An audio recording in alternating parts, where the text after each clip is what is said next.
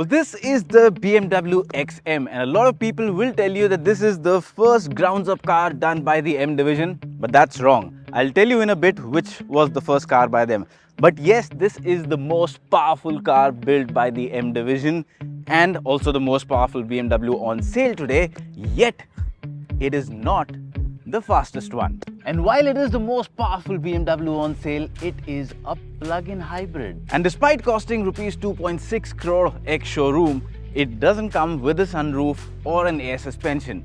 But the main question is it worthy of the M badge or not? Let's find out.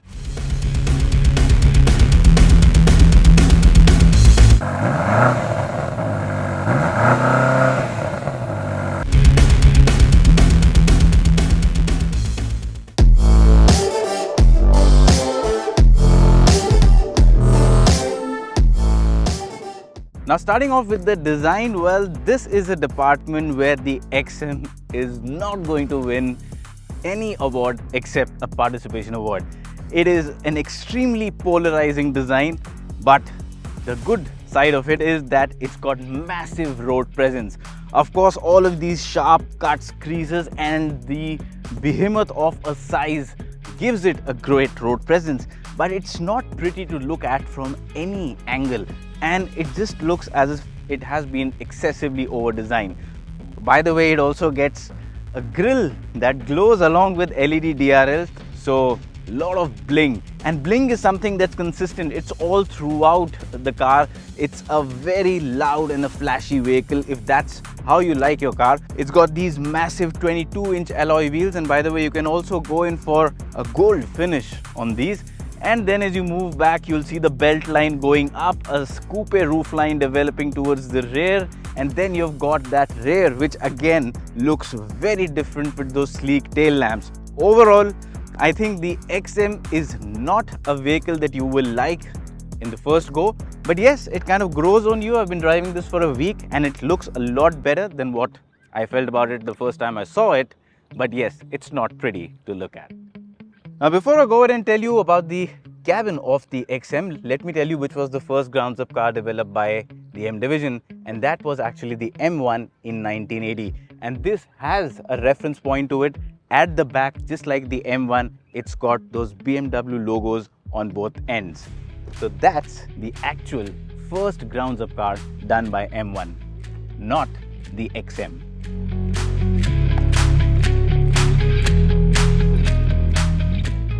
Now, once you get inside the cabin of the XM, you again continue to ask questions, just like you see the exterior design and ask why.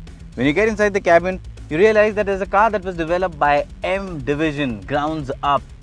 It looks anything but a performance car. It looks more like a flagship luxury SUV.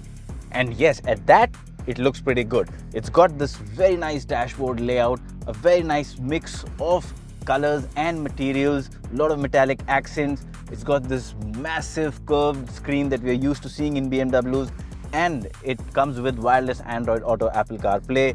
It's got this very good looking M steering wheel with these fabulous carbon fiber paddle shifters, a lot of M badging all around the red buttons here. Then you see all throughout the cabin the M badging. It gives you that performance intent. The seat, again, they are designed very well. They look racy, performance oriented. The material quality, all of it, even the Bowers and Wilkins music system, all of it looks really good and adds to the opulence of the cabin.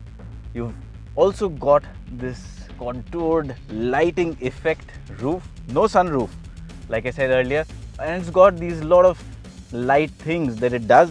And like I said, it's a bling thing, not my thing, but yeah, if you like it, well, I'm sure you're going to love this car. And in terms of features, yes, it has what any expensive BMW would, but it's not outstanding in terms of features. It does not look outstanding in terms of a performance car. And well, let's talk about the rear seat as well.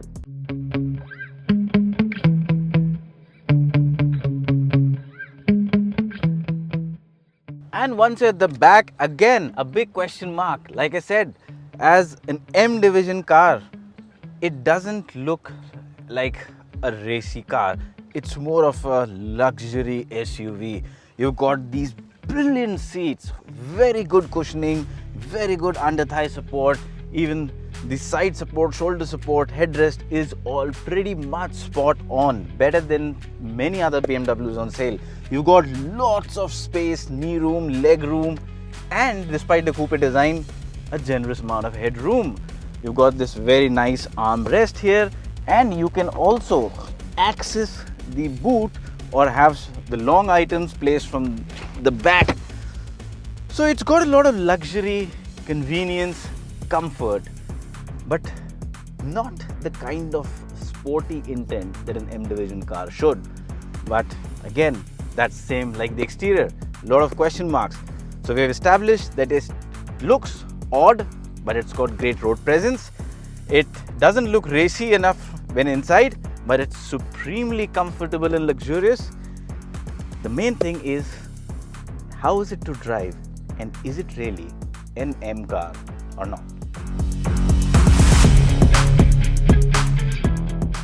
Now before I go ahead and tell you about the performance of the XM, if you've liked this video or if you're liking it, please share it, subscribe to our channel, press that little bell icon and like the video as well.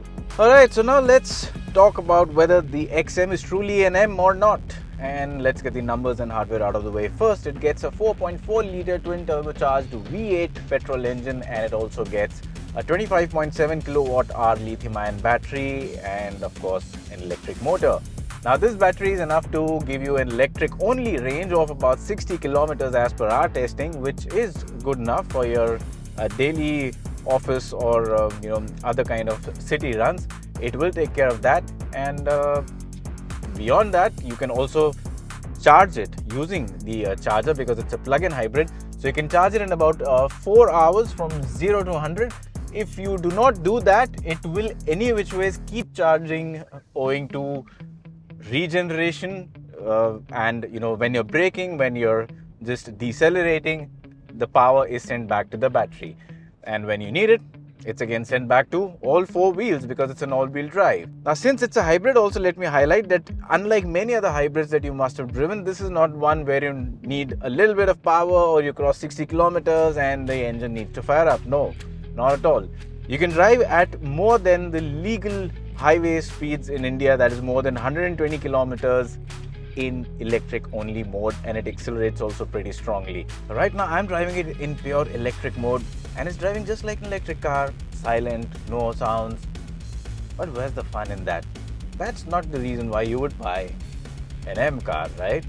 And that's why you get these two buttons, and I put them up. Now I'm in M mode. I take control using paddles,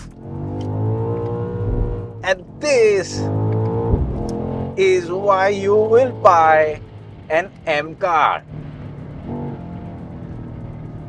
The sound from the 4.4 litre V8 and the vertically stacked four tailpipes back there, well, it is loud and it is exactly what you would want from an M car.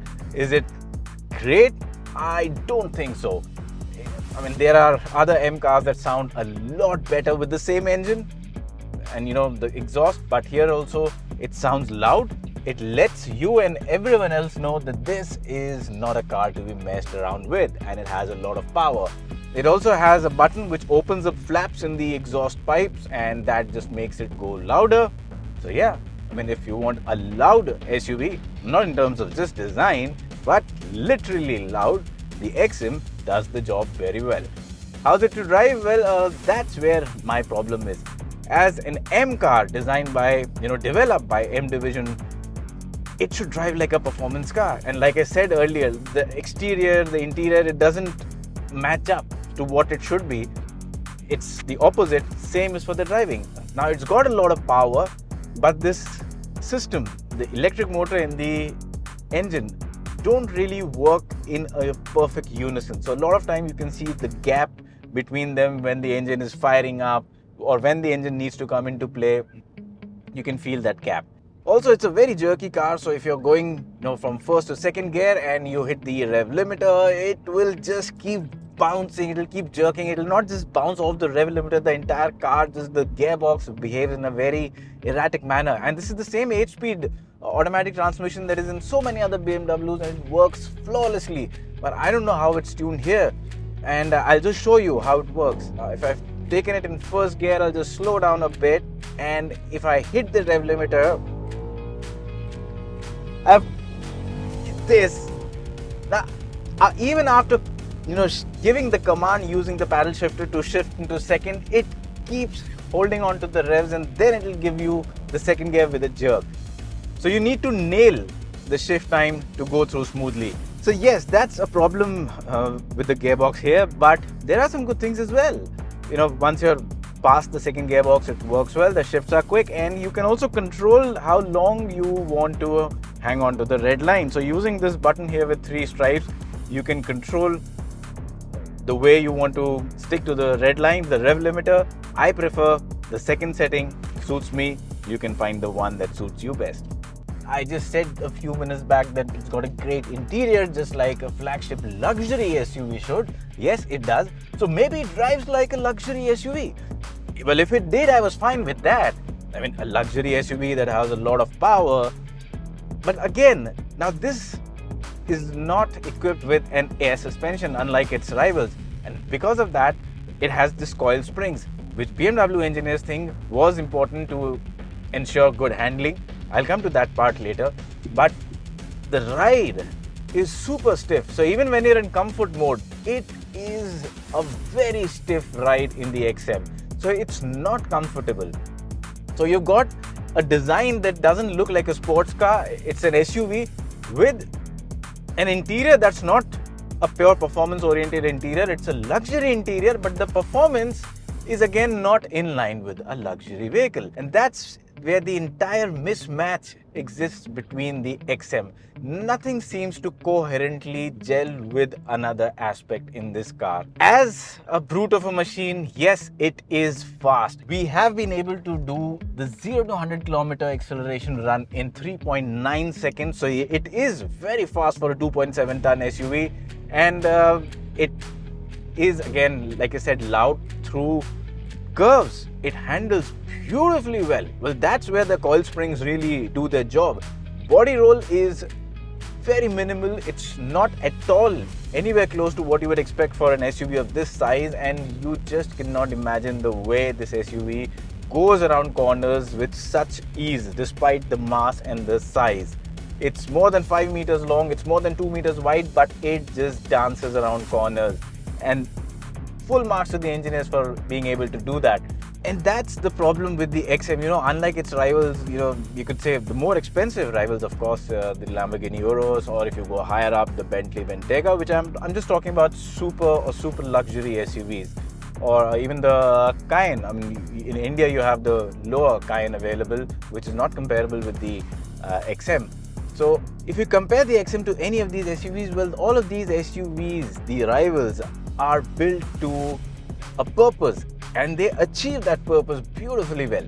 Now the problem with the XM is that it's a bit of a confused vehicle because it's developed, from scratch by the M division, so you expect it to be a hardcore M car, but it turns out to be very different. But that's where the problem lies, because when you compare it to, say, an X5M or an X6M, which are just versions of the X5 and X6, they are far more faster and hardcore. The XM, that's where the confusion lies. Because it's been developed by M division, you expect so much in terms of performance. It gives you a lot of performance, but isn't purely performance oriented, but it also isn't purely luxury oriented.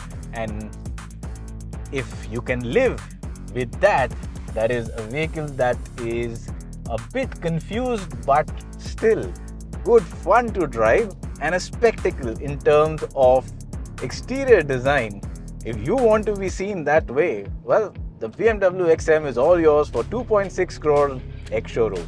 Hang on, that's not the end of the video. We'll end it with a bang, and the bang in an M car is always the exhaust. Let's go.